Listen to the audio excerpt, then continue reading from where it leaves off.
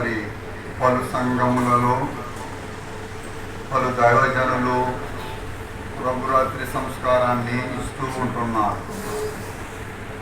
మీరు కూడా ఆ మంచి కార్యక్రమంలో పాల్గొని ఆశీర్వాదమును పొందగలరు. మొదటి దిన వృత్తాంతాలు, first Chronicles 17th chapter and 17th words చూసినప్పుడు, దేవా ఇది నీ దృష్టికి స్వల్ప విషయమే. దేవా యెహోవా, దేవా యెహోవా, నీవు రాబో కాలము వరకు నీ సేవకుని సంతతిని గూర్చి సెలవిచ్చి, మనిషితో మనుషుడు మాట్లాడినట్లు దయపాలించి నాతో మాట్లాడి నా సంతతి ఘనత చెందుననే మాట ఇచ్చి ఉన్నావు. ప్రియులరా,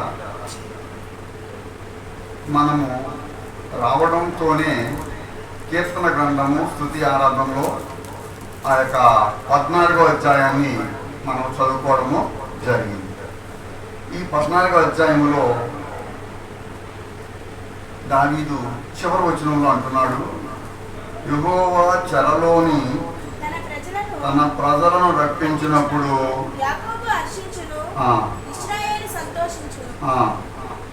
బాధపడే వారి ఆలోచనను మీరు తృణీకరించుదురు. అయినను యెహోవా వారికి ఏమై ఉన్నాడంటే 5వ వచనం చూస్తున్నప్పుడు, ఎందుకనగా దేవుడు సంతానము, దేవుడు నీతిమంతుల సంతానం పక్షాన ఉన్నాడు. ఇది మీరు కడ వరకు చివరి వరకు గుర్తించుకోవలసిన విషయం. ఈ రోజున దేవుడు మీతో ఏ విషయం మాట్లాడుతున్నాడు అంటే, మీరే కాకుండా మీ సంతానము అనే మాట మనకు బైబిల్లో కనబడుతూ ఉంది. మీ గురించి మాట్లాడుతున్నాడు, మీ సంతానం గురించి మాట్లాడుతున్నాడు. మొదటి రాజులు 17:17లో భక్తుడైన దావీదు అన్నటువంటి మాటలు, నీ సేవకుని సంతాన గూర్చి సెలవిచ్చి. ఎవరి గురించి ఏం చేశాడు? సెలవిచ్చాడు. ఏమనట? నా సంతతి ఘనత చెందునని నువ్వు మాట ఇచ్చి ఉన్నావు. ఇది విషయం. దేవునికి ఈ వచనం ద్వారా మన సంతతి విషయంలో ఆయనకు ఒక ఆలోచన ఉన్నది. ఏమున్నది? ఒక ప్రణాళిక ఉన్నది. ఏమున్నది? ఒక తలంపు ఉన్నది. ఏమున్నది? ఒక వాగ్దానము ఉన్నది. ఏమున్నాయి? ఎన్ని చెప్పాను? ఏమిటవి? ఆలోచన, ప్రణాళిక, తలంపు, వాగ్దానం. ఎవరికి? ఎవరి గురించి? మన సంతానం గురించి. మీ సంతానం, మీ పిల్లల గురించి మీకు లేనివి మీరేదైతే మీ సంతానం గురించి అస్సలు ఆలోచించరో, మీ సంతానం గురించి మీకు ఒక ప్రణాళిక లేదు, మీ పిల్లల గురించి మీకు తలంపు లేదు,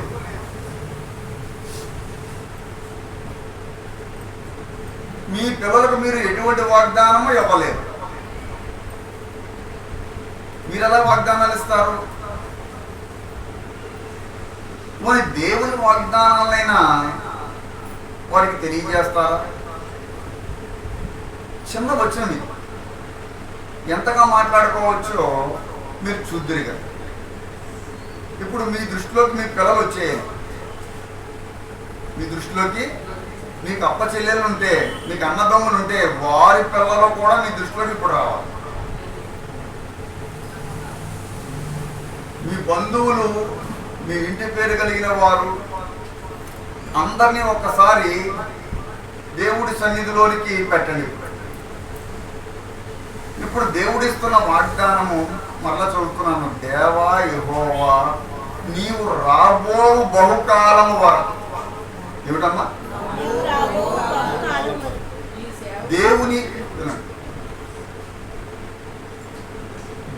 యొక్క ప్లాన్ రాబో బహుకాలం. మీ ప్లాన్ మీ పిల్లల కోసం టెంపరీ. మీ ఆలోచన అప్పటికప్పుడు గవర్నమెంట్ పథకాలు వస్తే సరిపోతాయి, అప్పటికప్పుడు రేషన్ కార్డులో మీ పిల్లల పేర్లు మీ పేర్లు ఉంటే సరిపోతాయి, అప్పటికప్పుడు ఉద్యోగం వస్తే సరిపోతుంది. రాబో బహుకాలం కాలాలు మారినా కరిగిపోని ప్రేమ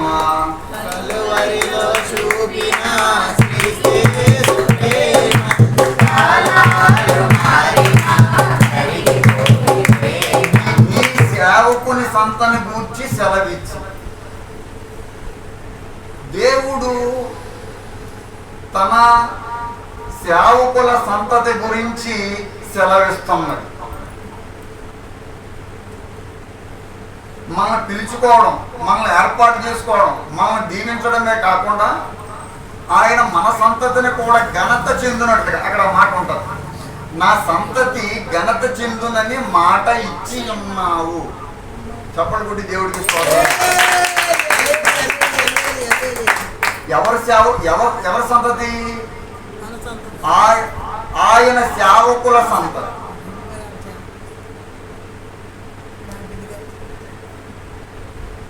ఇప్పుడు ఆయన సేవకుల సంతతిని దేవుడు గణపరుస్తాడు అంటే ఇప్పుడు మనం ఎలా మారాలి? హల్లెలూయా, గట్టిగా. మనమన్నం తప్పులేదు, మనమన్నం కరెక్ట్. మనం ఇప్పుడు ఆయన సేవకులుగా మారాలి. ఆయన సేవకులుగా మీరు మారగలిగితే ఈ వాగ్దానము మీ సంతతి మీద నిలిచి ఉంటుంది.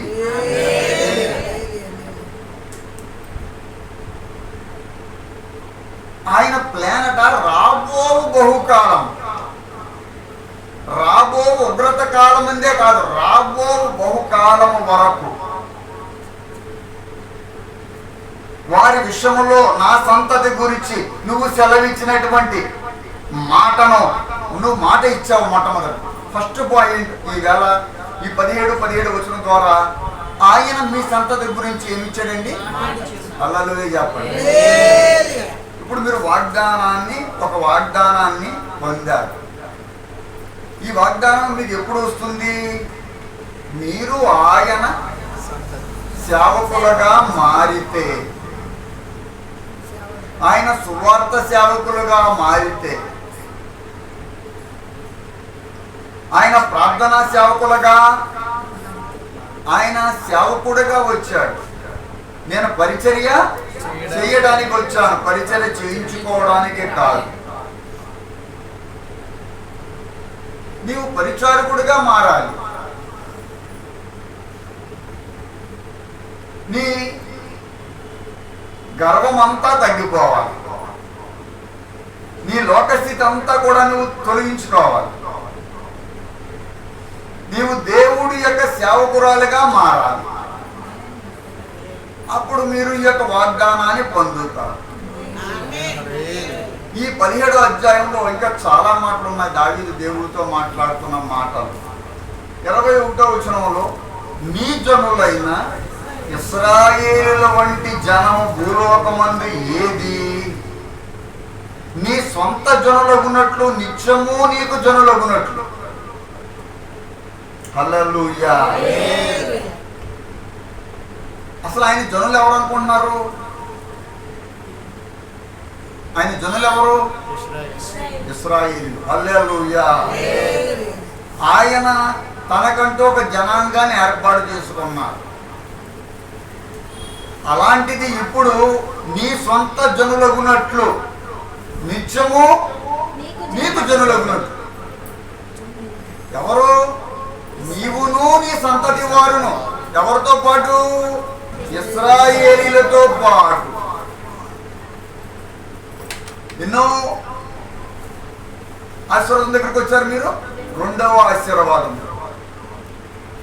ఆయన సేవకుల సంతతిని గురించి ఆయన సెలవిచ్చింది ఏమిటి? నా సంతతి ఘనత చెందునని నీ మాట ఇచ్చావే. మరి ఇలాంటి మాట నీ సంతతి గురించి మీరు పొందగలరా? ఒకవేళ పిల్లలు మీరైతే పిల్లలుగా మీరు ఈ ఆశీర్వాదాన్ని పొందగలరా? ఇంట్లో టీవీ చూస్తూ భోజనం చేస్తూ సమయం గడుపుతున్న నీ పిల్లలకు ఈ వాగ్దానము నువ్వు అమలుపరచగలవా? వారికి తెలియజేయగలవా? వారు నీ మాట వింటున్నారా? వారికి నువ్వు దేవుని యొక్క ఉపదేశాన్ని అందిస్తున్నావా? సేవకుడు అంటే ఏమిటి? పరిచర్య చేసేవాడు. కేవలము సంఘములో వాక్యం చెప్పడమే కాదు పరిచర్య అంటే. పలు మందికి వీధులలో, గ్రామాలలో, ఇళ్లలో, బంధువుల మధ్యన దేవుడి గురించి మాట్లాడేవాడు దేవుని సేవకుడే. తన సేవకుల సంతతి గురించి దేవుడు మాట ఇస్తున్నాడు. నీ సంతతిని నేను ఘనపరచబోతున్నాను. ఘనత వహించిన దేవుడు నీ సంతతిగా కూడా ఘనతిస్తా అంటున్నాడు. ఇప్పుడు రెండో విషయం వచ్చేటప్పటికి నీ సొంత జనులగునట్లు. ఆయన కొంతకాలం కాదు, మనం ఆయన కోసం కొంతకాలంగా ఆయన వాడుకోవాలనుకోవట్లేదు. నిత్యము అంటే ఆఫ్టర్ డెత్, అంటే మరణము తర్వాత కూడా ఆయన జనురాలుగా, ఆయన జనాంగంగా మనము ఉండవచ్చు. మీరే కాకుండా మీ సంతతికి ఈ వాగ్దానం దేవుడిస్తున్నాడు. నీ జనులైన, మామూలుగా నీ జనులైన ఇశ్రాయేలుల వంటి జనం భూలోకమందు ఏది? ఈ మాట గురించి మీరు ఆలోచించండి. ఇంటికి వెళ్ళిన తర్వాత, ఈ మాట గురించి ఇంటికి వెళ్ళిన తర్వాత బాగా ఆలోచించండి.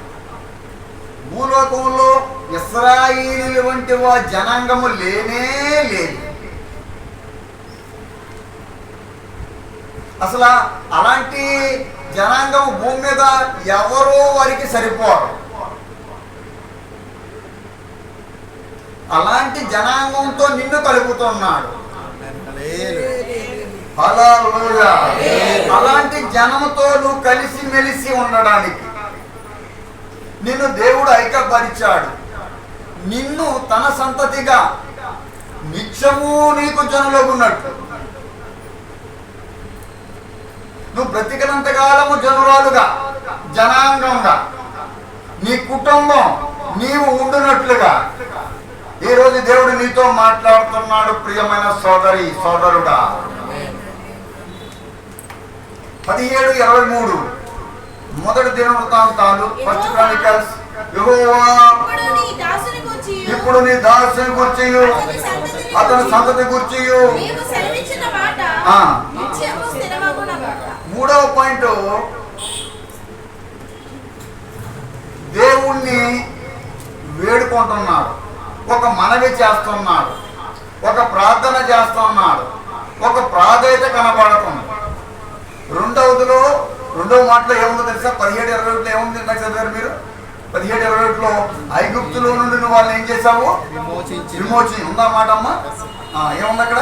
ఐగుప్తులో నుండి నీవు విమోచించిన నీ జనుల ఎదుట నుండి నిలువనీయక, వారి నిలువనీయక నీవు అనేక జనములను తోలివేసినందువలన నీవు మహాభయంకరమైన పేరు, భయంకరమైన మహాదేవుడవు.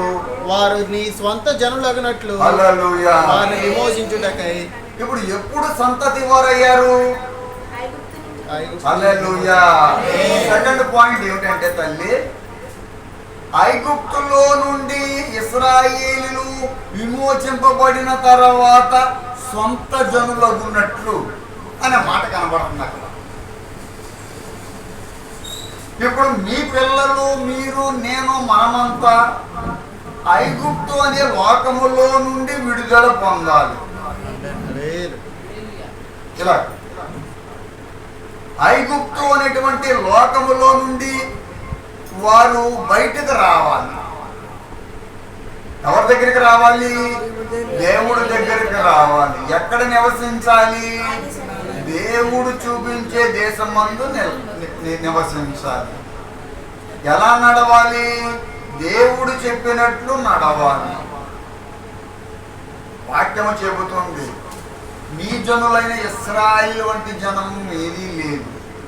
వాళ్ళ కోసం నువ్వేం చేశావు?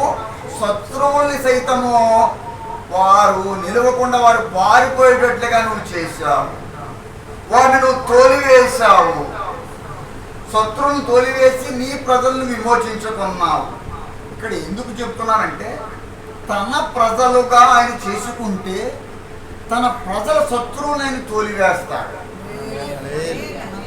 ఒక్కసారి ఆయన దృష్టిలో మీరు సంతతిగా మారితే మీ శత్రువులు సైతము మిత్రులుగా చేయగలడు. శత్రువుల్ని తరమగలడు. శత్రువులు నీ కాళ్ళ దగ్గర భోజనము చేసేటట్టుగా కూడా.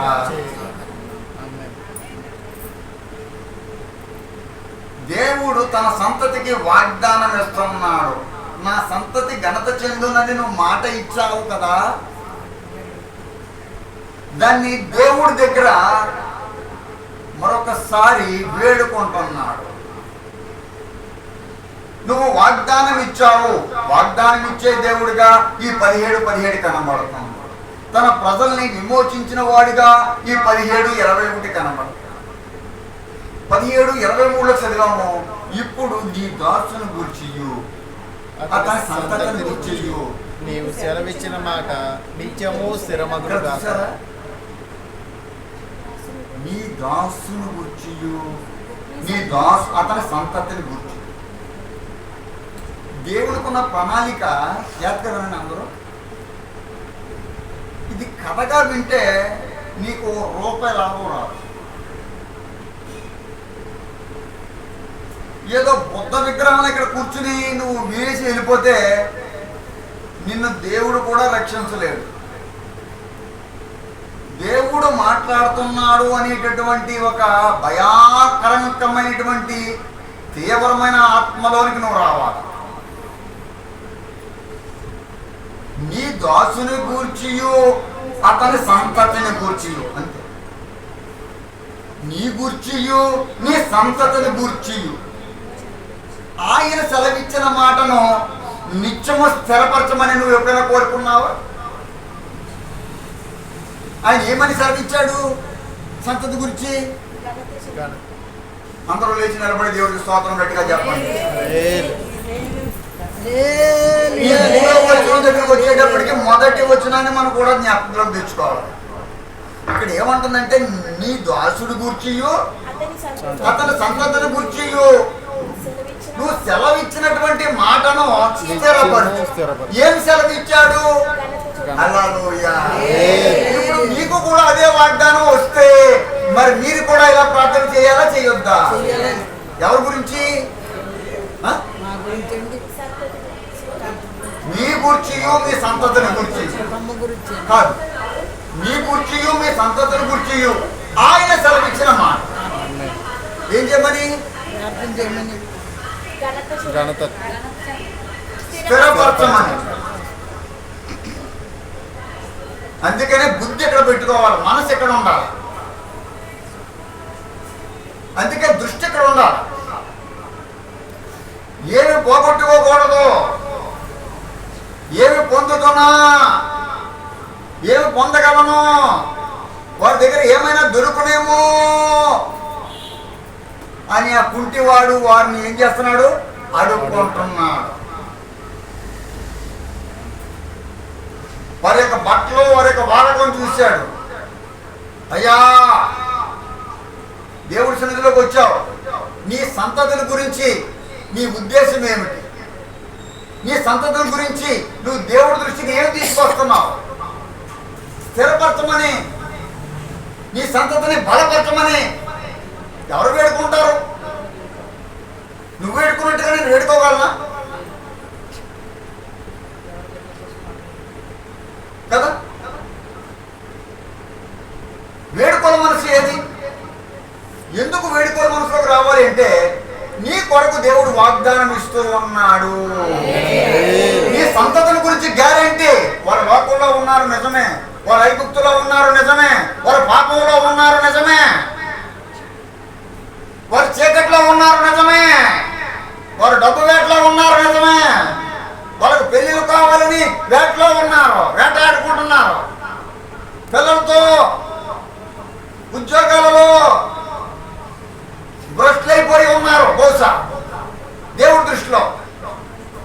అలాంటి వారి విషయంలో నీ సంతతిని గుర్చియు నీ గుర్చియు దేవుడి దగ్గర దావీదు మాదిరిగా నన్ను నా సంతతిని వాగ్దానంతో స్థిరపరచమని నువ్వు వేడుకోవద్దా? సంగమా, ఆలోచించండి. ఇది వన్ సైడ్ ఆర్మీగా ఉండవద్దు. ఇది వన్ సైడ్ ఆర్మీ కాదు. నేను డబ్బుల కోసము ఈ మాటలు చెప్తలేదు, సమయ కాలక్షేపం చేయడానికి మాటలు చెప్తలేదు. నీ కొరకు ఒక ఆశీర్వాదం ఉంది, హల్లెలూయా. నీ కొరకు ఒక దీవెన ఉన్నది. నువ్వు ఎలాగ నీ పిల్లల్ని కనపరచలేకపోయావు. నీ పిల్లలు ఘనత చెందిన వారు ఎవరున్నారు మీలో? ఎందుకు నా పిల్లలు గణపరచబడాలండి, వారు గొప్పవారు అవ్వాలండి, గనులు అవ్వాలని ఎందుకు కోరుకుంటలేదు? దావీదు తన కుమారుని రాజుగా చేసిన తర్వాతనే చచ్చిపోయాడు. సమూయేలు తన ఇద్దరు పిల్లల్ని న్యాయబద్ధులుగా మార్చిన తర్వాతే చచ్చిపోయాడు.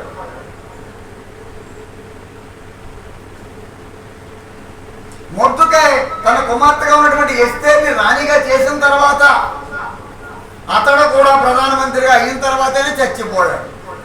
అతను దీవించబడ్డాడు, అతని సంతతిగా ఉన్న ఎస్తేరు దీవించబడింది. ఒక దూరపు చూపు నీకు కావాలి. నీ పిల్లలు ఎంతమంది? నీ పిల్లలు ఏం చేస్తూ ఉన్నారు? నీ సంతతి గురించి దేవుడు ఇక్కడ మాట్లాడుతున్నాడు. నేను చెప్తున్న మాటలు మీకోసమే, మీలో ఉన్న ప్రతి ఒక్కరి కోసం. ఎందుకు వారు దీవించబడలేకపోతున్నారు? ఎందుకు వారు ఆస్తికర్తలుగా మారలేకపోతున్నారు? ఏదో మీరు సంపాదించిన తినడం తప్ప వారు ప్రత్యేకంగా ఎందుకు సంపాదించలేకపోతున్నారు? మన భారతదేశంలో, మన ఆంధ్రప్రదేశ్లో, అంటే ఇక్కడ చెప్పకూడదని ఏం రూల్ లేదు, కానీ అల్లూరి సీతారామరాజు అని ఒక ఆయన ఉండేవాడు. ఆయన భారతదేశ స్వాతంత్రం గురించి దొరలతో పోరాడాడు గొప్పగా. మీరు ఆయన విగ్రహం చూస్తే అతనికి 70 ఏళ్ళు 60 ఏళ్ళు ఉంటాయనుకుంటారు. అతను 28వ సంవత్సరంలో చచ్చిపోయాడు. 28లో. అల్లూరి సీతారాము గురించి తెలియనటువంటి తెలుగు వ్యక్తి ఎవడైనా ఉంటాడా చెప్పండి? ఉంటాడా చెప్పండి? ఉంటాడా? కారణం ఏంటి అంటే అతడు చిన్న వయసులోనే మంచి పేరు సంపాదించుకున్నాడు, మంచి సామర్థ్యంగా పనిచేశాడు, తెల్లదొరల గుండెల్లో దడదడలాడించాడు. ఎవడు పేరు చెబితే దొరలు కూడా సైతం భయపడ్డారు. అతడే అల్లూరి సీతారామరాజు. ఈ మాట ఎందుకు చెప్తున్నానంటే ఇది వాక్యానికి సంబంధించింది కాదు అని మీరు అనుకోకండి. మీ పిల్లల వయసు 28 సంవత్సరాలు కంటే ఎక్కువే ఉంటారు. మరి వారు ఎందుకు అంత గొప్పగా అవ్వలేకపోతున్నారు? దేవుడు లేని బిడ్డలే అంత ఉన్నతమైన స్థితిలోకి వెళ్ళిపోతున్నారు. అంత పేరు ప్రఖ్యాతులు. మీ పిల్లల వయసు 30 ఏళ్ళ పైన ఉంటాయి నాకు తెలిసి. ఎందుకు ఆ పేరు ప్రఖ్యాతులు నీ పిల్లలకి రప్పించుకోలేకపోతున్నారు? నువ్వు స్థిరపరచమని దేవుడి దగ్గర స్థిరంగా ప్రార్థన చేస్తలేదు. మొదట నీకు స్థిరం అవసరం. దేవుడిలో నువ్వు స్థిరంగా ఉండాలి. ఆడ పిలిస్తే అక్కడికి, ఏడ పిలిస్తే ఇక్కడికి. ఈ పండుగ జరుగుతుంటే ఇక్కడ డ్యాన్స్ కడుతుంది, ఆ పండుగ జరిగితే అక్కడ డ్యాన్స్ కడుతుంది. ఈ ఫంక్షన్కి వెళ్తుంటే ఎక్కడ భోజనం చేస్తుంది, ఆ ఫంక్షన్కి వెళ్తే అక్కడ భోజనం చేస్తుంది. నీ స్థిరత్వం ఏది? నేను డబ్బులు సంపాదించుకోలేనా ఉద్యోగాలు చేసి? నేను ఆస్తులు పెంచుకోలేనా రియల్ ఎస్టేట్ బిజినెస్ చేసి? ఇవన్నీ చేసి విడిచిపెట్టి వచ్చేసాను. ఎందుకంటే మనం దేవుడిలో స్థిరంగా ఉండాలి. మనం దేవుడి కొరకు స్థిరంగా ఉంటే మన పిల్లల్ని కూడా స్థిరపరిచేవాడు ఆయనే. ఈ కన్ఫర్మిటీ మనకు ఉండాలి. స్థిరముగా, రెగ్యులర్, నాట్ ఇర్రెగ్యులర్. వారానికి ఒకసారి, అమావాస్యకి పొనానికి ఒకసారి, సంవత్సరానికి ఒకసారి, పండుగకు ఒకసారి, పబ్బానికి. క్రైస్తవ జీవితం అది కాదండి. క్రైస్తవ జీవితానికి సంఘము ఎక్కువ అటాచ్మెంట్గా ఉండాలండి. క్రైస్తవ జీవితం బలపడాలి అంటే సంఘంతో ఎక్కువ అటాచ్మెంట్ ఉండాలి. ఒక భార్య భర్త ఎంత బలంగా ఉంటే ఆ కుటుంబం అంత బలంగా ఉంటుంది. ఇద్దరు ఎంత బలంగా కలిసి ఉంటే అలాగా నువ్వు సంఘంతో కలిసి ఉంటే హల్లెలూయా చెప్పండి, తప్పనిసరిగా నువ్వు చిగురిస్తావు. ముమ్మాటికి దేవుని యొక్క మాటలు నేను చెప్తున్నా.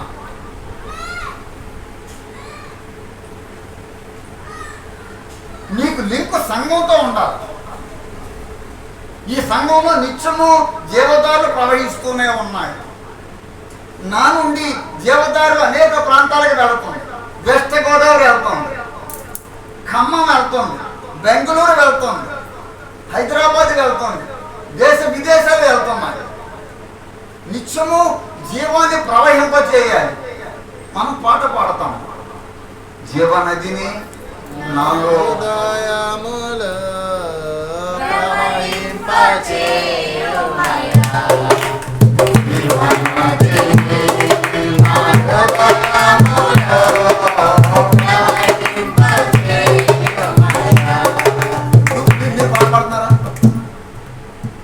మీ సంతతి వారు దీవించబడటం ఒకటే.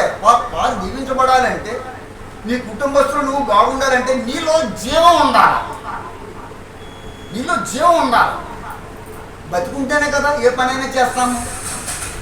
బతుకుంటే చాలండి, పాపం ఆవిడ అతను బతుకుంటే చాలంటాం. కొంతమంది మన తల్లి తండ్రి ఒంట్లో బాగాలేదనుకోండి, చచ్చిపోతారని ఎవరు అన్నారనుకోండి, మనం అనుకుంటాం ఆవిడ ఏం చేయక్కర్లేదండి బాబు, బతుకుంటే చాలండి బాబు, మేమన్నీ చేసుకుంటాం అంటాం. జీవం అలాగే దేవునిలో నువ్వు జీవించి ఉండాలా. శరీరపరంగా జీవించుంటే ఏం జరగదు. ఆ మొత్తం ఉంది, అది ఏం చేస్తుంది? అది బతుకుంటే నాకు పొలాలు ఇస్తుంది, అది చచ్చిపోతేనే అది ఏం పొలాలు ఇస్తుంది. అలాగే క్రీస్తులో నువ్వు బతుకు ఉండాలి అంటే క్రీస్తు కొరకు బతుకు ఉండాలి, క్రీస్తులో బతుకు ఉండాలి. చెల్లి పైకి చెయ్యి, క్రీస్తులో నువ్వు బతుకు ఉండాలి. క్రీస్తు కొరకు అనేక మంది బతికించాలి. జీవనది అంటే ఏమిటి? పూర్వ రోజుల్లో కాలువలోంచి నీరు, చెరువులోంచి నీరు వస్తుంటే ఆ గోదావరిలో కానీ కృష్ణానదిలో కానీ నీరు తీసుకుని తాగేవారు. ఆ నీరు తాగి బతికేసేవారు. నీరు బతికేస్తారు. ఈరోజు నీతో నేను ఒక మాట చెప్తున్నాను, నువ్వు కూడా బతికించగలవు. నీ పిల్లల్ని బతికించుకో దేవుడు కూడా. వారి మీదకి ప్రమాదాలు రాకుండా నీ సంతతి గురించి ఇవాళ ఇది సంతతి వారంగా ప్రకటించుకో. ఇవాళ ఎన్నో తారీఖు? July 7. July 7th the day of children అని ప్రపంచం అంతా తెలిసేలాగా. ఎందుకు నీ పేరు బయటికి రాదనుకుంటున్నావు? ఎందుకు నువ్వు మదర్ తెరీసా కాలేవనుకుంటున్నావు? ఎందుకు అనుకుంటున్నావు? నువ్వు మంత్రి అవ్వాలని అనుకుంటున్నావు? ఎందుకు ప్రధానమంత్రి మీలో ఒకరు ఎందుకు కాకూడదు అనుకుంటున్నారు? ఎందుకు మీ పిల్లలు ఎవరైనా ఒక ముఖ్యమంత్రి కాకూడదని మీరు ఎందుకు ఆలోచించలేకపోతున్నారు? ఎందుకు రాష్ట్రపతి కాకూడదు అనుకుంటున్నారు? రాష్ట్రపతి అయిన వాళ్ళతో నువ్వు పోల్చుకుంటే నువ్వు కూడా ఎలిజిబుల్ క్యాండిడేట్. నీ పిల్లలు తగినటువంటి వారే. నీకు ఆలోచన లేదు. నువ్వు సామాన్యంగా అయితే జరగదు. నువ్వు లోకంలో ఈ పరిస్థితుల్లో అయితే నీ పిల్లలు ఏమి అచీవ్ అవ్వలేదు. కానీ దేవునిలో నువ్వు ఉండి గోజాడితే దేవుడే హెచ్చిస్తాడు. నువ్వు బతికొండగా నీ పిల్లలు ఉన్నతమైన సింహాసనం మీద కూర్చుండటం, వాళ్ళ దగ్గరికి వెళ్ళి వాళ్ళ ఆఫీసులో వాళ్ళ పక్కన కూర్చోవడమో చూడగలరు. లేదంటే నువ్వు హాస్పిటల్ పీట మీద పడుకోవడం చూసి వాళ్ళని హాస్పిటల్ పక్కన కుర్చీలోనో పీట మీద కూర్చుని అమ్మాయి పర్లేదులే తగ్గబోద్దులే అని అంటారు. చేతుల పైకి అయితే దేవుడికి స్తోత్రం చెప్పు. ఏది కావాలా? మొదటిది కావాలా, రెండోది కావాలా? ఏమండి, మొదటిది కావాలా, రెండోది కావాలా? మొదటిది కావాలి. ఎంతమంది కావాలి మొదటిది? మొదటిది కావాలంటే మొదటి వచనంలో దావీదు ఏమంటున్నాడంటే, నా సంతతి ఘనత చెందునని నువ్వు మాట ఇచ్చావే, అదే మాట నీకు దేవుడు ఇప్పుడు ఇస్తున్నాడు. అదే మాట నీకు ఇప్పుడు ఇస్తున్నాడు. దావీదుకి ఇవ్వడం కాదమ్మా, అది కాదు గొప్ప విషయం. సెకండ్ గొప్ప విషయం ఏంటంటే నీ సంతతిని గురించి, తప్పిపోయిన నీ పిల్లల గురించి, ఎదురు తిరుగుతున్న నీ పిల్లల గురించి, మాట వినని లోబడిన నీ పిల్లల గురించి పరిశుద్ధాత్మ దేవుడు మాట్లాడుతున్నాడు. ఒక్కసారి వాక్యం చెప్పాలంటే 12 గంటల ప్రార్థనలో ఉంటాను, 70 సార్లు ప్రార్థన చేస్తున్నాను రోజు. పగలవరే కను పాపవలే కాసిన దేవా నీకు స్తోత్రము.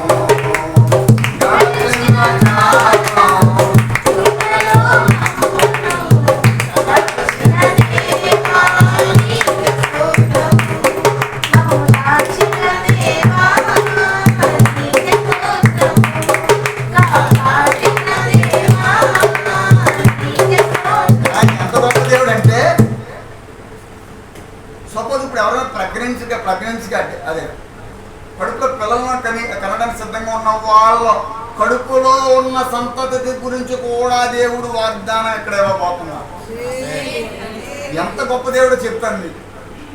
ఫర్ ఎగ్జాంపుల్ జెనసిస్ ఆదికాండం 3వ అధ్యాయం 15వ వచనంలో దేవుడు ఒక మాట అంటాడు, నీ సంతతి వారును ఆమె సంతతి వారికి నిత్యము ఏం కలుగుతుందంటే వైరము కలుగు.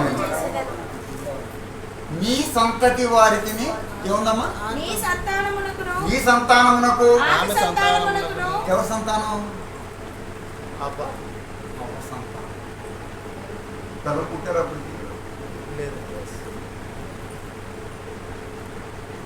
కయ్యేది పుట్టింది అక్కడ దానికి ముందు, దాని తర్వాత ఉందా దాని ముందు ఉందా? తర్వాత కదా. అంటే ఇప్పుడు పిల్లలు ఎక్కడ ఉన్నారు ఆవిడకి? జరగబోతున్నటువంటి కడుపులో పుట్టబోయే పిల్లల గురించి కూడా దేవుడు ఎటువంటి మరి మాటలు ఇస్తున్నాడో చూడండి. ఆమె నీ సంతానమునకును. నీ అంటే ఎవరు?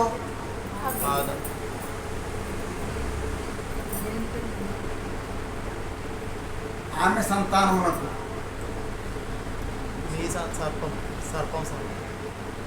మనకి ఏ పేరు నోటికి వస్తే వాక్యం తెలియకుండా ఊళ్ళోకి వచ్చేకూడదు.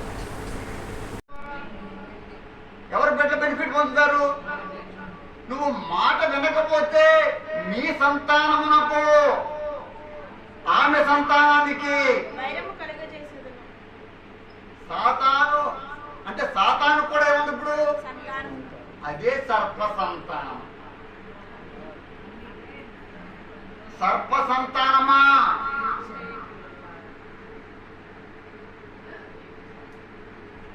సర్ప సంతానమా? నువ్వు ఎవరి సంతానమే? నువ్వు దేవుని సంతతవా? నీ సంతానమునకు ఆమె సంతానమునకు వైరము పుట్టును. శాపం ఎవరికి? సర్పానికి. నువ్వు వాళ్ళని కాళ్ళ మీద కొడతావు, వాళ్ళ నిన్ను తల మీద కొడతావు. వాళ్ళని ఎక్కడికి వస్తుంది? మనల్ని కాళ్ళ మీద. నువ్వు దాన్ని ఎక్కడ కొడతావు? తోక మీద, తల మీద. ఏం పుట్టింది? ఎవరు పుట్టించారు? ఈ సంతతికి ఆ సంతతికి వైరం ఎందుకు వచ్చింది? ఎవరు? ఆదాము అవ్వాలి. దేవుని మాట వినకపోవడంతో నీకు అందరితో వైరమే పడతాడు. నీ సంతతి వారు వేరే సంతతితో వైరం కలిగి ఉంటారు. నువ్వు దేవుని మాట వింటే, వాక్యం చెప్తుంది కదా, వాక్యం చెప్తలేదు ఇక్కడ, నేను చెప్తున్నానా? 17 ఆదికాండంలో 100 ఏళ్ల వానికి సంతానము కలుగునా.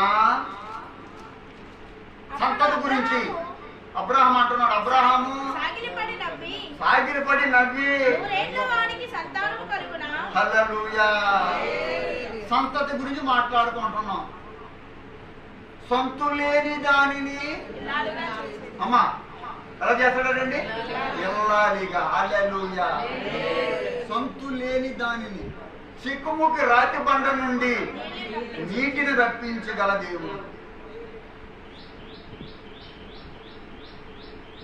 100 ఏళ్ల వానికి, అతని వయసు 100 ఏళ్ళు అన్నమాట. ఎవరికి? అబ్రహాము. అతడు అంటున్నాడు, సాగిలిపడి నమస్కరించి 100 ఏళ్ళోడికి పిల్లలు ఎలా పుడతారో అని నవ్వుకుంటున్నాడు. మరి ఎలా ఇచ్చాడు దేవుడు సంతతి? సంతతి లేని చోట సంతతిని క్రియేట్ చేశాడు. వినమ్మ ఎలా చేస్తానన్నాడు? 15:5 ప్రకారంలో ఆకాశమందలి నక్షత్రాల వలె. ఆదికాండం 15:5 నీ సంతానాన్ని ఎలా పుట్టిస్తాను? ఆకాశం వైపు తేరు చూసి ఓ నక్షత్రాలు లెక్క పెట్టడానికి ఓ నీ చేతను లెక్కెట్టు. హల్లెలూయా. సముద్రం దగ్గర ఇసుక రేణుల వలె 32వ అధ్యాయం ఆదికాండంలోనే దేవుడు మాట్లాడుతున్నాడు. సంతానము మళ్ళీ చిన్నగా కాదు, నీ సంతానాన్ని నేను వృద్ధిలోకి తీసుకొస్తాను. ఎంతగా డెవలప్ చేస్తానంటే ఆకాశమందున్న నక్షత్రాలు మాదిరిగా. 17, 12, 32 అధ్యాయం ఆదికాండం. ఈ ఒకసారి సముద్రము 32 అధ్యాయం.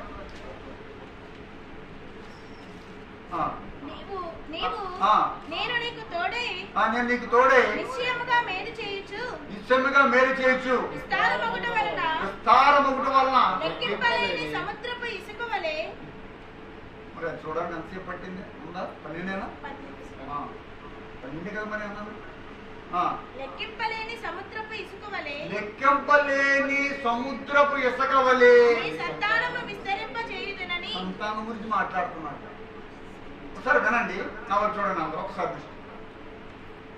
అసలు సంతానం లేని కుటుంబానికి అసలు సంతానము కలగదు అని కన్ఫర్మ్టీకి వచ్చినటువంటి ఆ భార్య భర్తలకు దేవుడు వాగ్దానం ఇచ్చారు.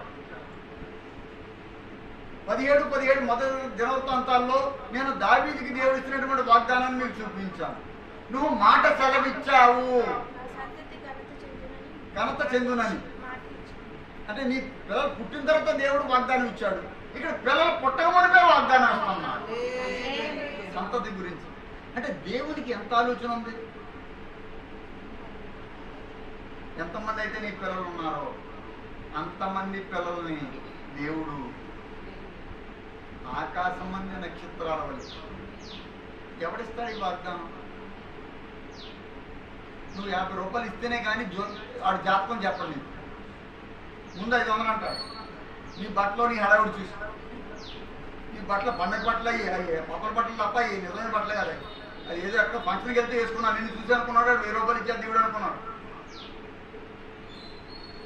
4 పేర్లు పెట్టాడు. అనంతలక్ష్మి, ఆదిలక్ష్మి, సుబ్బలక్ష్మి అని పేర్లు పెడతాడు. అన్ని పేర్లు పిలిచేస్తాడు. ఏదో పేరు తగ్గుతుంది కదా. చివరికి అంటాడు, అమ్మా జాతకం ఎడమ్మా జాతకం ఫల భవిష్యత్ జరిగింది.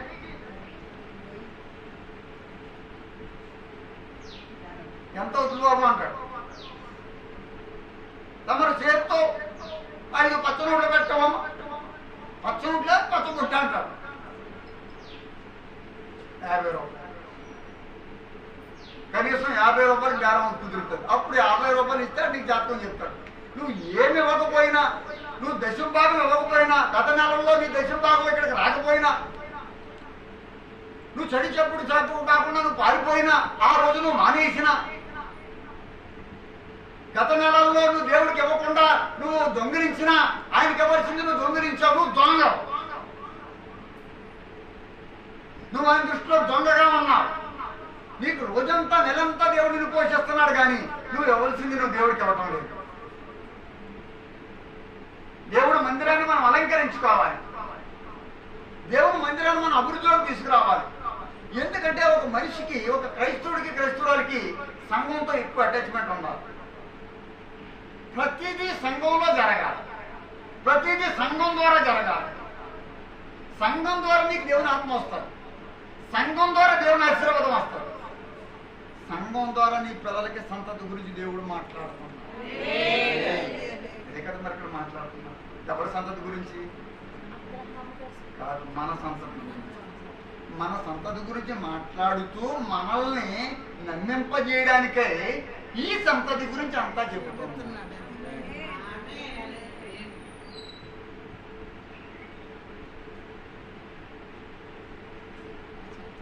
దేవుడు వాగ్దానం ఇస్తూ నిన్ను నమ్మింపజేయడానికి ఈ మాటలన్నీ చెప్తుంది.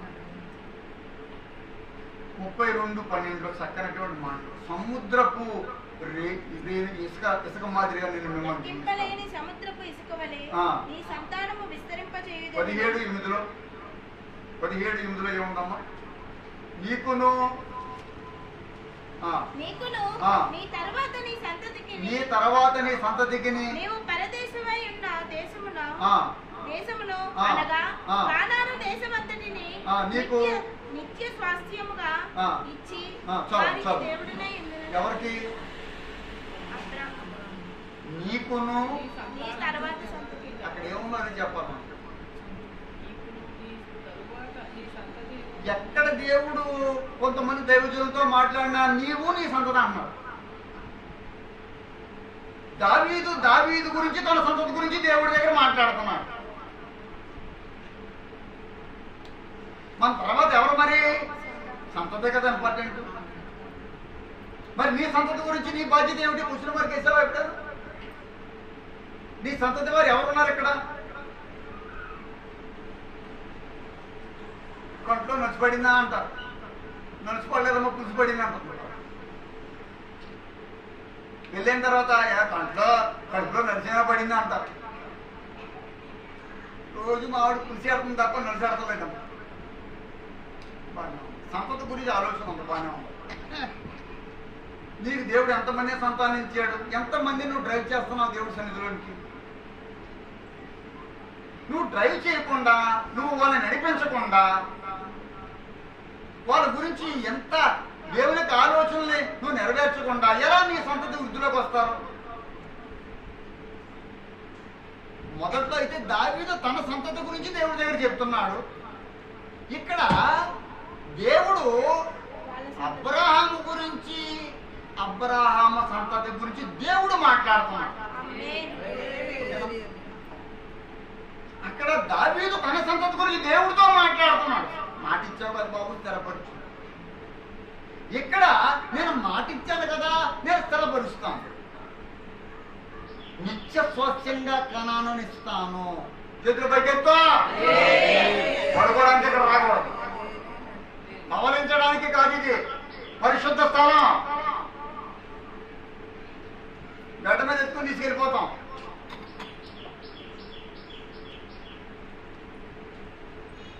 జాగ్రత్తగా ఉండాలి. దేవుడు మాట్లాడుతున్నాడు. ఈ రెండింట్లో అబ్రహాం మాదిరిగా దేవుడు నీకు వాగ్దానం ఇస్తున్నాడు. దావీదు మాదిరిగా నువ్వు దేవుణ్ణి అడగాలి. ఒకవేళ ఇవ్వకపోతే, ఒకవేళ నీ సంతతి దీవించబడాలి నువ్వు కోరుకుంటే, ఆయన అంటాడు ఆ యొక్క 17:24లో నీవు సెలవిచ్చిన మాట, మొదటి దినవృత్తాంతాల్లో నీవు సెలవిచ్చిన మాట నిశ్చయముగా స్థిరపరచుము. ఉందా? ఏముంది? సెలవిచ్చిన మాట నిశ్చయముగా స్థిరపరచబడును గాక. ఇందాక అన్నాడము 23లో నీ దాసుని గూర్చి అతని సంతతి గూర్చి నీవు సెలవిచ్చిన మాట నిత్యము స్థిరమగును గాక. ఎన్నిసార్లు అంటాడు? అమ్మా నీ పాపం వస్తే ఎన్నిసార్లు తిడతాం. తత్తాలేదు తొత్తాలేదు అంటుంది ఒక అలా అర్థం. ఇంకా నేను అత్తా పెడతా అంటాం ఇంకొక. ఎన్ని తిట్లేదు తిట్టాడు. ఓకే, నీ సంగతి నువ్వు చూసుకోమ్మా. ఎవరో దేవుడు తర్వాత చూపిస్తాడు, నువ్వు తొందర పడకమ్మా. 3వ రోజు మలేరియా వచ్చేసిందండి. ఎందుకంటే వాళ్ళ అత్తయ్య గారు దేవుడి గుడిని నమ్ముకుంటారు, బాగా దేవుడిని బాగా నమ్ముతారు అన్నమాట. సరే, ఆ విషయం పక్కన పెట్టు. ఈ మధ్య దేవుడు నీతో మాట్లాడుతున్నాడు. ఎన్నిసార్లు అడుగుతావు? దావీదు 17:23 ఏమన్నాడు? ఇప్పుడు నీ దాసుని గుర్చి నువ్వు సెలవిచ్చిన మాట నిత్యము స్థిరమనుగా, కింద నిశ్చయముగా స్థిరపరచుకోండిగా. అవి ఒకసారి జాగ్రత్తగా అన్నాడు చూడమ్మా.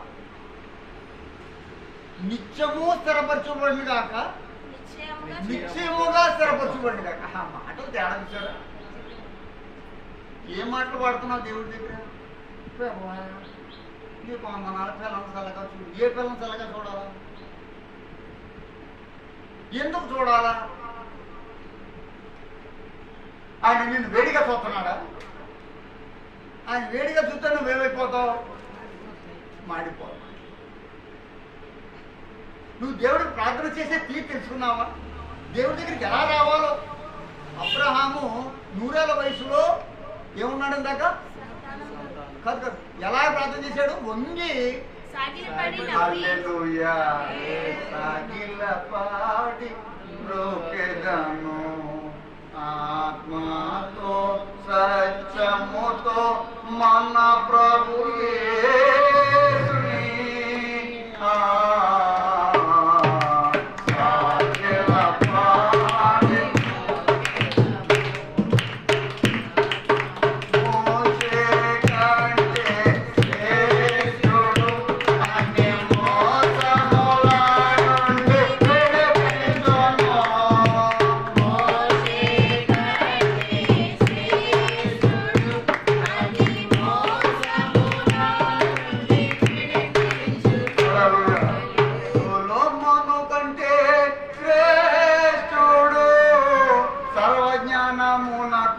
ఆయనే ఆధారుండు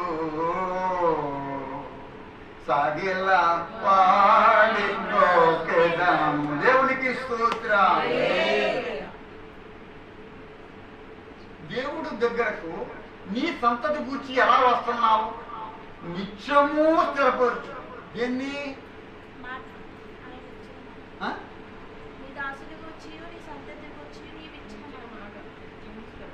మాట అంటే దేవుని ఆలోచన, అంటే దేవుని యొక్క ప్రణాళిక, దేవుని యొక్క తలం, దేవుని యొక్క హల్లెలూయా. మాట అంటే నీ మాట అనుకుంటున్నారంటే దేవుడి మాట.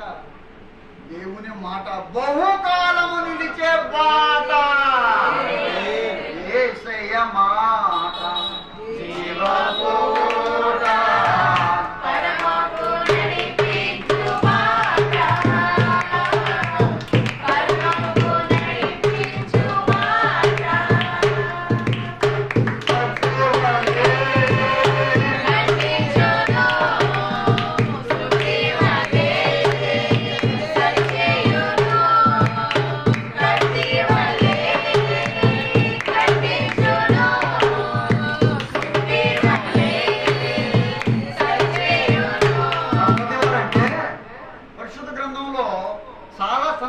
ప్రస్తావనలోకి వచ్చిందండి. ఎఫ్రాయిము సంతానం, యోసేపు సంతానం, ఆహాబు సంతానం, దావీదు సంతానం, ఇశ్రాయేలు సంతానం, యాకోబు సంతానం. దేవుడికి స్తోత్రం. నేను యోసేపు సంతతి వారికి రక్షణ కలగజేస్తాను. జకర్యా గ్రంథం 10వ అధ్యాయం 6వ వచనంలో దేవుడు మాట్లాడుతున్నాడు. ఆహాబు గురించి, ఆహాబుని బట్టి అహాబు యెహోవా దృష్టి చెడునైతే నడిచాను అని 2వ దినవృత్తాంతాలు 22వ అధ్యాయం 4వ వచనంలో ఉంటుంది. దేవుడు నీతిమంతుల పక్షాన, సంతానం పక్షాన ఉంటాడు అని వాక్యంలో ఉంది. ఫర్ ఎగ్జాంపుల్ 145 దావీదు కీర్తనలో 14వ అధ్యాయం, క్షమించండి, ఇందాక మీ సంఖ్య 14:5లో కీర్తన గ్రంథం 14:5లో ఏముంది ఇందాక? ఎందుకనగా దేవుడు ఎంతమంది సంతానాలు ఉన్నాయి? నువ్వు సర్ప సంతానమా దేవుని సంతానమా? అప్పుడు సర్ప సంతానమా చెరుపు చేయి పిల్లలారా? పాపిష్టి సంతానమా? ఏ సంతానంగా ఉండే మిమ్మల్ని నన్ను తన సంతానంగా చేర్చుకున్నాడు. తన సంతతిగా చేసుకోవడమే కాకుండా మన సంతతిని ఘనత లోనికి నడిపించే దేవుడిగా ఈ మధ్యాహ్నం దేవుడు మనకి ప్రత్యక్షం అవుతూ ఉన్నాడు. మనము మన సంతతి బాగుండేటట్టుగా తన సంతతిని లోకానికి పంపించాడు. వాక్యంలో చూసుకోండి, మత్తయి సువార్త gospel academy Matthew 17th chapter 8th verse, ఇదిగో ఈయన నా ప్రియ కుమారుడు, ఈయన యందు నేను ఆనందించుచున్నాను, ఈయన మాట వినుడని మేఘములో నుండి ఆ మాట పుట్టాను. మత్తయి సువార్తలో ఉన్న మాట, ఇదిగో ఈయన నా ప్రియ కుమారుడు. ఎవరో? యేసుక్రీస్తు. ఎవరు మాట్లాడుతున్నారు? తండ్రి. ఎవరి గురించి? కుమారుడు అంటే ఎవరు? సంతతి. మనము మన సంతతి రక్షణ పొందినట్లుగా తన సంతతిని లోకానికి పంపించాడు. హల్లెలూయా. మన సంతానం కొరకు. కనుక ఇప్పుడు మన సంతతి గురించి మనకి ఏముండాలి అమ్మా? అమ్మా బాధ్యత ఉండాలి. Very good. ఇంకా పొట్టకాయ కూర ఉండొద్దా? ఆదివారం కదా చికెన్ ఉండాలమ్మా మీ సంతతికి. ఒక 1 కేజీ చికెన్ ఉండాలమ్మా. వారం ఉండొద్దా? ఆదివారం అనగానే మసాలా కంపు వచ్చి అతను ఇల్లు అంటారు. సోమవారం బట్టలు మాసిపోయి బట్టలు వాసన, మంగళవారం మాపుల వాసన. మంగళవారం అంతేనండి. ఎప్పుడు నీ దగ్గర సువాసన లేదు. ఎప్పుడు ఏదో దుర్వాసన వస్తానేమో. ఓ రోజు బట్టల వాసన వస్తుంది, ఓ రోజు నీ వాసన వస్తుంది. సువాసన సువాసన ఇల్లంత సువాసన.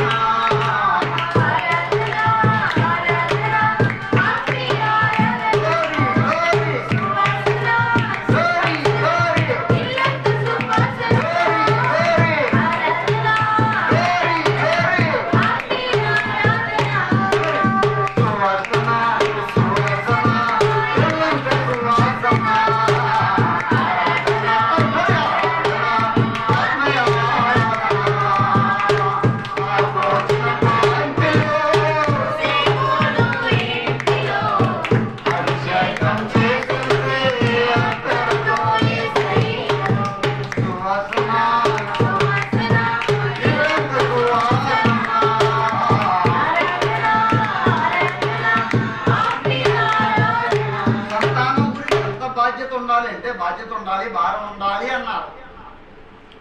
మత్తయి సువార్త, అదే మత్తయి సువార్త దగ్గర ఉన్నారు కదా. మిమ్మల్ని కన్ఫ్యూజ్ చేయకుండా 20 అధ్యాయం 20 వచనం చూపిస్తాను. మత్తయి సువార్త according to Matthew chapter 20th gospel and 20th chapter 20th verse లో వాక్యం చెబుతుంది. ఏముందో తెలుసా? జబదయ కుమారులు ఆయన తల్లి తనకు ఉన్నటువంటి 2 కుమారుల విషయంలో ఆ తల్లి ఏమంటుందో తెలుసా? ఒక కుమారుని నీ కుడి వైపున, మరొక కుమారుని ఎడమ వైపున. తనకి ఎంతమంది సంతానం? 2 సంతానం. చూడండి, ఈ 2 కుమారుల గురించి తల్లి యొక్క ఆలోచన. అక్కడ దావీదు తండ్రిగా తన కుమారుల సంతతి గురించి దేవుడు ఏం చేస్తున్నాడు? ప్రాధేయపడుతున్నాడు. ఇక్కడ ఈ తల్లి కుడివైపున ఒకరిని నీ రాజ్యములో, హల్లెలూయా, నీ రాజ్యములో, నీ రాజ్యమందు ఈ నా 2 కుమారులలో తన సంతతి అన్నమాట. ఈ రాజ్యం, నీ రాజ్యంలో, ఈ రాజ్యంలో కాదు, నీ రాజ్యంలో ఈ నా కుమారులలో, తన సంతతి గురించి. ఈ నా 2 కుమారులలో, ఈ నా 2 కుమారులు. ఎవరు ఈవిడ? తల్లి. ఎవరికి? ఈ 2కి. ఈ 2 గురించి ఈవిడ ఆలోచన ఏమిటి? ఈ సంతతి నీ సంతతిగా ఉండాలి. ఈ సంతతి అమ్మా నీ రాజ్యంలో ఉండాలి. నీ రాజ్యంలో అంటే ఎక్కడ రోడ్డు మీద కాదు, నీ కుడి పక్కన కూడా. అబ్బా, అయితే ఉంది నాలో అందుకోలేకున్నాను, నా పట్టుకో నా రక్షక.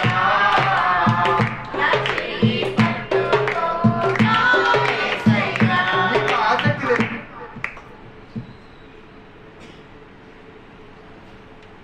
నీ పిల్లల గురించి ఆసక్తి వాక్యంలో చోట ఏముంటో తెలుసా?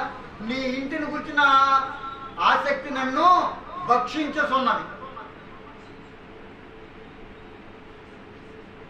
ఈ వాక్యం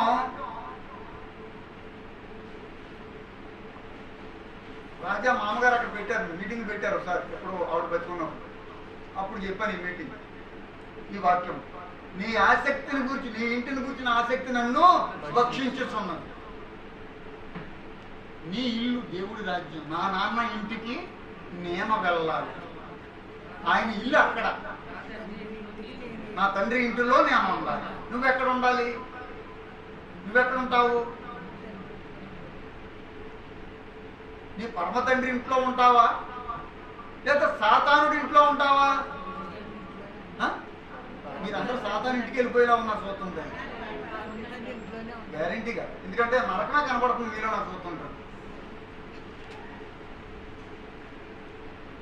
మీరు పరమ తండ్రి ఇంటికి వెళ్ళాలంటే మళ్ళీ ఇక్కడ ఏమో కానుకలు ఇవ్వాలో అనుకుని భయపడిపోయి మాట్లాడతలేదమ్మా.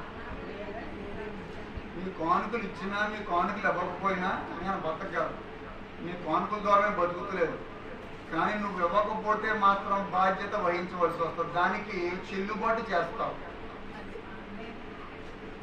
నువ్వు ఇవ్వలేని దానికి రెట్టింపులు, 3 రెట్టింపులు, 4 రెట్టింపులు, 5 రెట్టింపులు, 7 రెట్టింపులు తిరిగి హాస్పిటల్లో కట్టాల్సి వస్తుంది.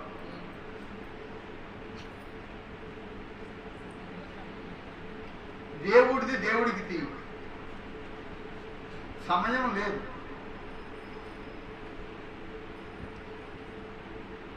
సమయం లేదు.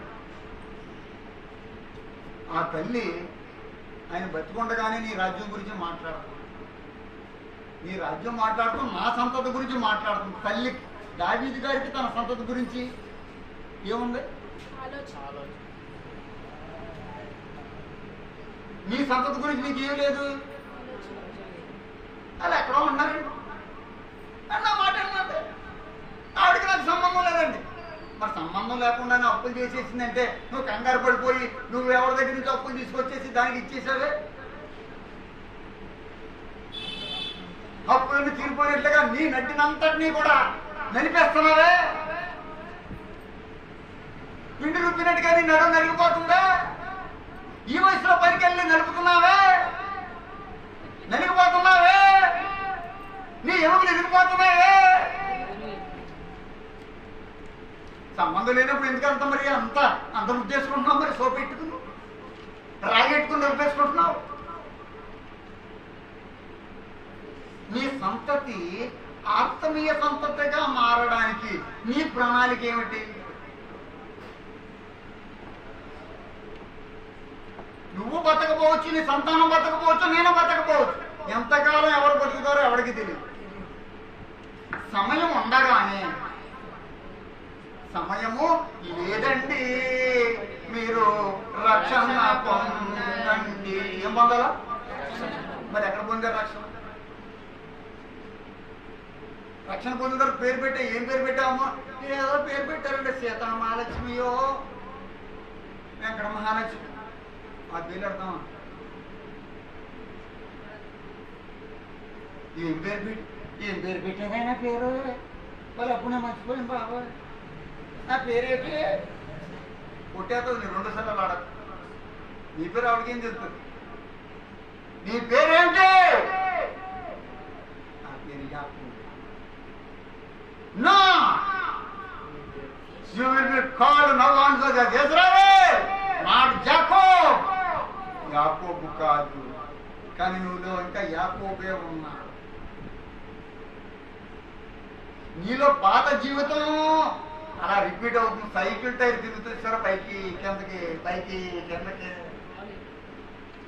ఉయ్యాల ముందుకి వెనక్కి, ముందుకి వెనక్కి, కొన్ని రకాలు పైకి కిందకి, అదో ఉయ్యాలి, పైకి కిందకి, పైకి కిందకి, పొయ్యిలో పొల్ల ముందుకి వెనక్కి, ముందుకి వెనక్కి. నీ జీవితం స్థిరం లేదు. స్థిరపరచు, నిత్యము స్థిరపరచు, నిశ్చయముగా స్థిరపరచు. దేవుడి దగ్గరికి అలా రావాలి. నీ దగ్గర దమ్మేది? నిశ్చయంగా గుడికే రావు నువ్వు. ఒక వారం వస్తే మరి ఏం జబ్బు వచ్చేస్తుందో, అండ్రో మెండ్రో షీట్రో అని వ్యాధి వచ్చేస్తుందమ్మో. ఒక శుక్రవారం వచ్చేటప్పటికి జర్ఖో మసా అనేటువంటి ఒక వ్యాధి వచ్చేస్తుందమ్మో. ఎముకల వ్యాధి, ఎముకలు కొరుక్కుపోతాయేమో, చెల్లో కొరుక్కుపోయినట్టుగా, పొయ్యిలో పొల్లెడితే మాడిపోయినట్టుగా మాడిపోతారమ్మ. ఇలాగా ఎవరైనా గుడికి వస్తే పదేస్తారు, నువ్వు మాడిపోతున్నా. ఎందుకు మాడిపోతున్నావు అంటే పని మానేసేసి సంఘం ఎన్న అంటుందో కాదు. సరిగ్గా నీ పని చెప్తానే అనుకున్నాను, మనసులో అనుకున్నాను, ఏం చెప్పలేదు. అలా అనుకున్నాను మనసులో, 10 రోజులు అవ్వలేదు. ఏంటమ్మా ఎక్కడికమ్మా పని అయిపోయింది, ఆవిడ పని అయిపోయింది. ఇంకేంటికి అర్థమైంది? మీకు అర్థమైందండి? ఏమైపోయిందమ్మా? శ్మశాన వాటికలో కాపుతుంది బాడీ. ఏం చెప్తాం దానికి సమాధానం? ఎలా చెప్తే మీరు నమ్ముతారా? మీ కళ్ళ ఎదురుకుండా నేను చెప్పినవన్నీ జరుగుతున్నా కూడా నాకు ఇంకా నమ్మకం కుదరలేదు బాబు. ఆయన చెప్పింది నిజమో కాదు నాకు ఆలోచించుకుంటాను. ఆలోచించుకోమ్మా, 6 రోజులు టైం అవుతున్నా. ఈ లోపల బతుకుంటే పర్లేదు, లేకపోతే మాత్రం కష్టం. మనిషి బతికి ఎంత ఈజీగా అయిపోయిందంటే, ఎంతలాగైందంటే అండి, ఎంతలాగా అయిపోయిందంటే మన మున్సిపాలిటీలో ఆయన నిజమేనండి, నిజం చేతుల పైకి అయితే నిజం, ఒక చేతి పైకి అయితే నిజం కాదు. ఏమంటే అతను వయసుకి అంతే కదండి. అసలు మనిషి ఎందుకు, మీకు వ్యాధి ఏమి ఉండక్కర్లేదు, అసలు మీకు జబ్బు ఉండక్కర్లేదు, మీరు ఏదో అనేసుకుంటున్నారు. అది బాబో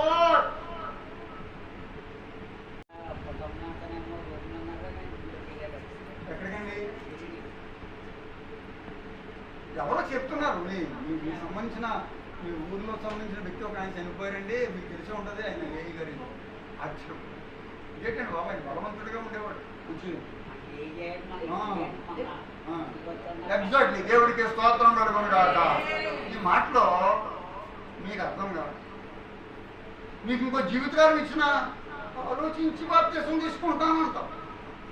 నీ పిల్లల రక్షణ గురించి నువ్వేం చేస్తున్నావు? నువ్వు ఎందుకు రక్షణ పొందావు?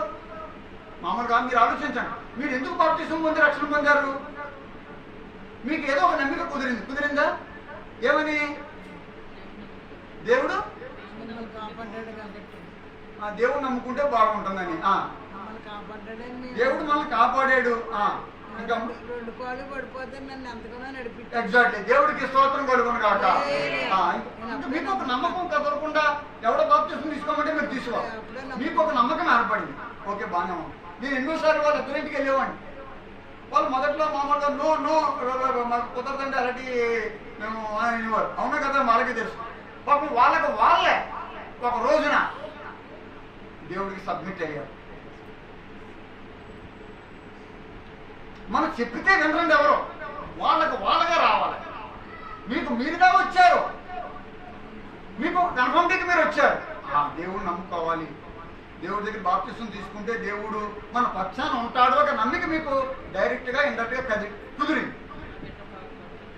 మీకు కుదిరింది. మరి మీ బిడ్డలకి కుదిర్చేలా ఎవరు చేయాలి? మీరే కదండి. మీ తల్లులు మీకు చెయ్యకపోయినా మీరు కుదిరి పడ్డారంటే మీలో దేవుడు ప్రణాళిక మొదలైందన్నమాట. అల్లెలుగా గట్టిగా చెప్పండి. మీ తల్లిదండ్రులు సరిగ్గా దేవుడికి నమ్మకపోయినా మీరు ఇంతలా మొబైలైజ్ అయ్యారంటే తప్పనిసరిగా మీ విషయంలో దేవుడికి మీ సంతతి విషయంలో ఒక ప్రణాళిక ఉంది, అది నెరవేరుస్తారు. కనుక మీ సంతతిని రక్షించుకుంటే నాకేమైనా లాభమా? కొన్ని కుర్చీలు పెరిగిపోతే నాకేమైనా ఇక్కడ నా బరువైన పెరిగిపోతానా? ఏమవ్వదు. ఎవరికి దీవెనా? నీ సంతతి గురించి నువ్వు దేవుడి దగ్గరకు వచ్చి నా తండ్రి కుడి వైపున ఎడమ వైపున హల్లెలూయా. చివరిగా ఒకే ఒక వచనం చూపిస్తాను. Same Matthew's gospel 15. Same Matthew's gospel according మత్తయి సువార్త 15:21 నుంచి 28 వచనాన్ని మనం దృష్టిలో పెట్టుకోండి. ఎవరు చదవరు, ఒకసారి దృష్టిలో పెట్టుకోండి. అక్కడ మనకు ఒక కనానుకు సంబంధించిన ఒక తల్లి కనబడుతుంది. ఎవరమ్మా కనబడిందా? ఒక వచనం చదువు. యేసు అక్కడ నుండి బయలుదేరి తూరు సీదోనుల ప్రాంతమునకు వెళ్ళగా ఇదిగో ఆ ప్రాంతంలో నుండి కానాను స్త్రీ ఒకటి వచ్చి. కానాను స్త్రీ ఎవరి దగ్గరికి? కనాన్ అంటే ఎవరో తెలుసా? కనానీలు ఎవరో తెలుసా? కనానీయులు అంటే అన్యులు. కనాను దేశానికి తీసుకెళ్ళాడు దేవుడు. ఎవరిని? ఇశ్రాయేలు. కనాన్ ఎవరిది? అన్యులు. వాళ్ళందరిని ఏం చేశాడు? వెళ్ళగొట్టాడు, అది తరిమేశాడు, వాళ్ళందరూ పారిపోయేలా చేశాడు. ఇందాక కూడా చదివించాం మాట. ఓకే, సరే పక్కన పెట్టు. ఇప్పుడు కనాన్ నుంచి ఎవరు వచ్చారు? ఒక స్త్రీ. ఎవరి దగ్గరికి? ఎందుకు? ఎవరి స్వస్థత గురించి? హల్లెలూయా. కుమార్తె ఏం చేస్తుందట? బట్టి బహు బాధపడుచున్నదని కేకలు వేసి తన సంతతి గురించి, తన కుమార్తె, తన సంతానం బాధ గురించి ఎవరి దగ్గరికి వచ్చింది? అప్పుడు ఆయన, నువ్వు అన్యురాలు అమ్మ, నీకు చేయకూడదు, నేను ఇశ్రాయేలు గురించి వచ్చాను, అవతల పో అన్నాడు దేవుడు కావాలని. ఒక్క మాట కూడా చెప్పలేదు మొదటిసారి.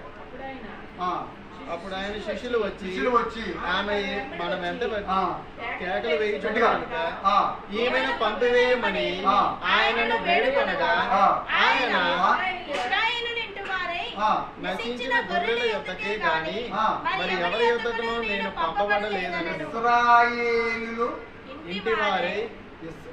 ఇక్కడ ఇది చాలా important, last but not least, చాలా గొప్ప మాట. ఒకసారి నా చూడమా అందరూ ఒకసారి అది పని చూద్దాం. ఒక్క నిమిషం. ఇశ్రాయేలు నోరు మూసే చదువుతారు. ఇశ్రాయేలు ఇంటి వారై. ఇక్కడ ఆగండి అంతే. మళ్ళా మనం చదివిస్తున్నాం, ఎందుకంటే ఒకసారి బాగా ఆలోచించాను.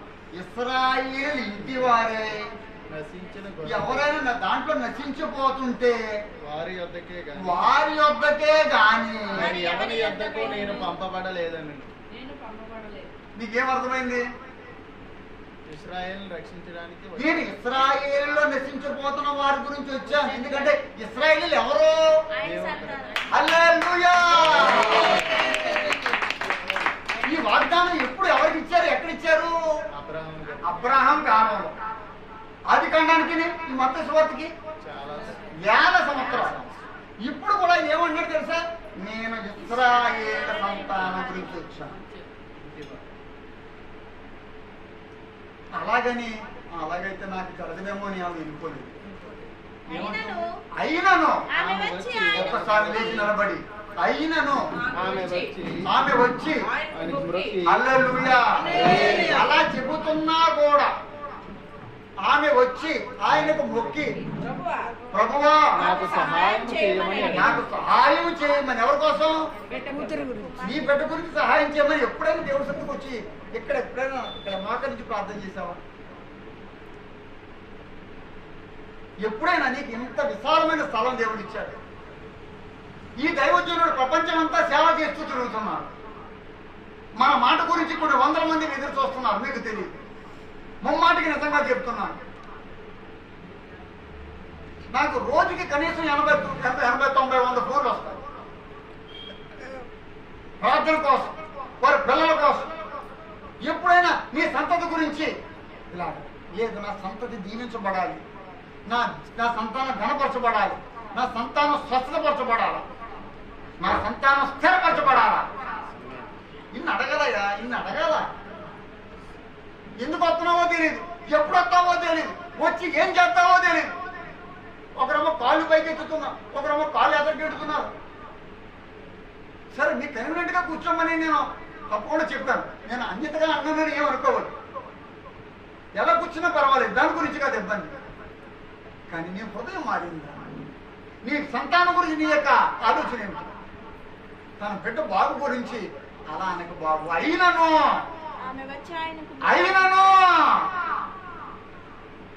ఏమైనానో ఒక మాట అంటే, ఏమైనా నువ్వు దేవుడి సన్నిధి అసలు మానకూడదు. నీ పొరుగు వాళ్ళని తిట్టినా నువ్వు దేవుడి సన్నిధి మానేస్తావు. డాళ్ళ గురించి నువ్వు ఎవరి గురించి అవుతున్నావు? నీ పొరుగు వాళ్ళ గురించి అవుతున్నావా? నీ గురించి అవుతున్నావా? నీ సంతతి గురించి రావద్దా? నీ సంతతిని పాడు చేసుకోవద్దు. ఇది మంచి అనుకూల సమయం. సంతతి వారం జూలై 7వ తారీఖు సంతతి వారముగా ప్రకటిద్దాం. హల్లెలూయా. ఒక్కరు, ఇద్దరు, ముగ్గురు ఏది వేడుకొందురో భూలోకంలో అది పరలోక రాజ్యములో జరుగుతుంది. నేను ఇశ్రాయేలు గురించి వచ్చానంటున్నాడు.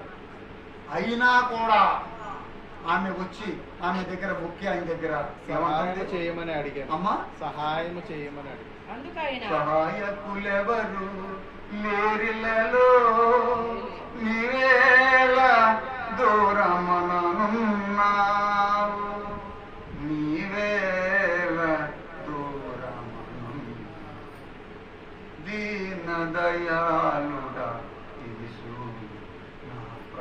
ఇస్తానన్నా.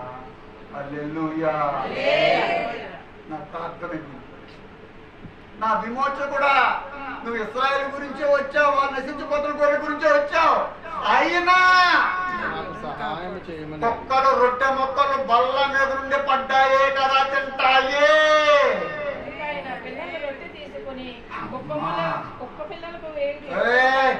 నా పిల్లలని ఇశ్రాయేలు రొట్టె మొక్కలు అయ్యారు, నీకెందుకు వేస్తాను? నేను కుక్కలకి వేయకూడదు కదా, పిల్లలకి వేయవలసినవి అన్నాడు. ఆమె హల్లెలూయా చెప్పు గట్టిగా. నిజమే ప్రభువా.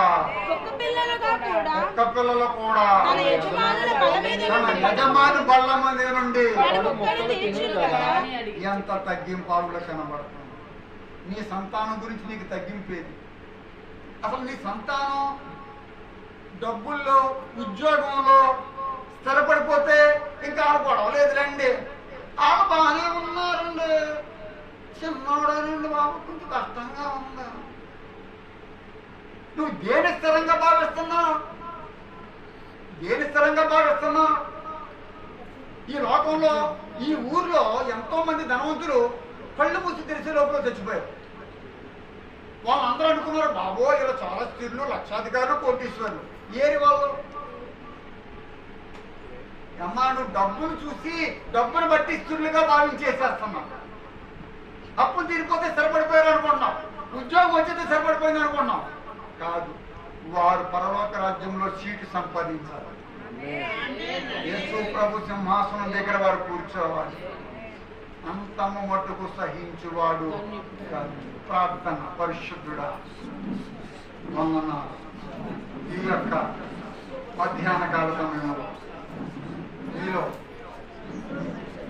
రక్షింపబడ్డ వారందరూ వాళ్ళ దగ్గరికి లైన్లో వచ్చి ఆ విరిచిన రొట్టెను దేవుని రక్తంగా భావించబడుతున్నటువంటి ఆ ద్రాక్షరసమును మీరు తీసుకుని 1 by 1 యేసయ్యా కృప చూపి ప్రోమయ్యా, అపరాధిని యేసయ్యా కృప